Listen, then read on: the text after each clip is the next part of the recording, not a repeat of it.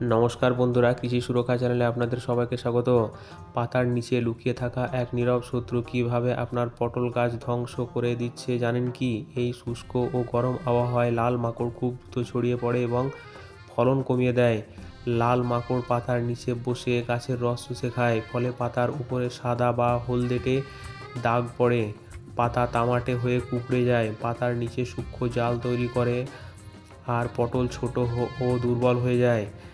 একটা সাদা কাগজের উপর পাতা টোকা মারলে যদি লাল বা বাদামি মাকড় নড়াচড়া করতে দেখেন, তাহলে নিশ্চিত হন এখানে লাল মাকড়ের উপদ্রব বেড়েছে।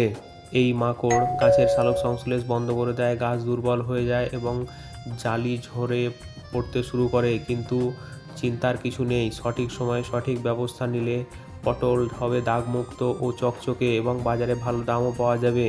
এই বিষয়ে আরও বিস্তারে জানতে আমাদের চ্যানেলে দেওয়া পুরো ভিডিওটি অবশ্যই দেখুন। ভিডিওটি উপকারী মনে হলে লাইক, শেয়ার ও সাবস্ক্রাইব করে পাশে থাকবেন। ধন্যবাদ সবাইকে।